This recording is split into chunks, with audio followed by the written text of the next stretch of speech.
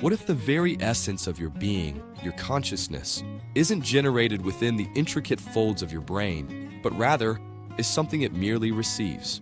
Consider this profound question. What if your deepest thoughts, your unique perceptions, are not produced by neural activity, but instead are tuned into, like a cosmic radio signal?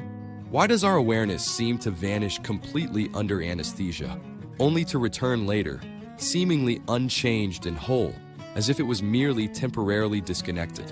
Why do people report moments of profound clarity and vivid experiences even when their brain activity is minimal or absent, defying conventional understanding?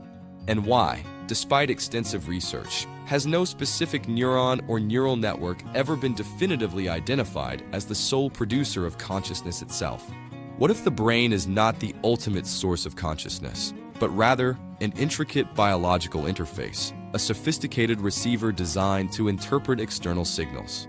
If this radical perspective holds true, if consciousness is received and not generated, then who are you, truly, beyond the physical confines of your brain?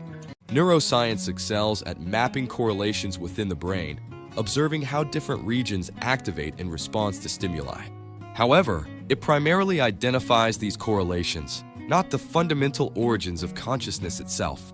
An electroencephalogram, or EEG, clearly shows intricate electrical patterns across the brain. Yet, these complex patterns, while indicative of activity, are not the subjective experiences we feel. A brain scan has never pinpointed where inert matter transforms into conscious awareness. Consider anesthesia. Brain activity significantly diminishes, shutting down many functions. Despite this cessation of neural activity, consciousness does not fragment or degrade. Instead, it appears to simply pause, returning entirely whole once anesthesia wears off. If consciousness were solely a product of neurons, why wouldn't it degrade and fragment over time, like memories? Why does our awareness consistently feel continuous and unified, even when the brain is temporarily offline? Is the brain truly creating consciousness, or is it acting as a sophisticated filter, modulating and receiving an independent consciousness? During near-death experiences, brain's electrical activity plummets to near zero. Despite this shutdown, individuals report vivid awareness and heightened senses. They describe clear perception, structured thought, and profound emotional states even when unresponsive. These accounts challenge understanding of consciousness. Many recount out-of-body perspectives, detailing events they could not witness. These observations prove accurate upon verification. This raises a question. How can conscious experience intensify when the brain is ceasing to function? Why does consciousness expand, becoming boundless, as neural activity collapses? This paradox is central to NDE research. If awareness is solely a product of brain function, intense experiences during shutdown impossible. It defies neurological expectations. Unless, perhaps, the brain doesn't create consciousness, but acts as a filter. What if it constrains broader awareness? This suggests death might not be the end of consciousness, but a release from brain's confines. Ancient traditions never claimed the brain creates consciousness. In Hinduism, awareness is fundamental. In Buddhism, the mind is not the self. In Hermeticism, consciousness precedes matter. Shamans, mystics, philosophers all describe the brain as a lens, a reduction mechanism. If ancient cultures were wrong, why are their insights returning through modern science? Why do meditation, psychedelics, and silence reduce brain activity yet expand awareness?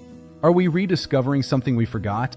What if consciousness exists independently of biology, like a signal that needs a receiver to localize experience? Damage the receiver, the signal distorts.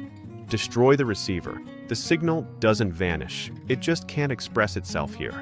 Is that why consciousness feels universal? Why identity dissolves in deep states? Why the sense of I feels older than the body? What if birth is not the start, but the tuning in? If consciousness is not created by the brain, then death is not annihilation. Free will may not be local, identity may not be personal. Responsibility becomes cosmic, meaning becomes fundamental. You are not inside the universe may be inside you. So what are you tuning into right now?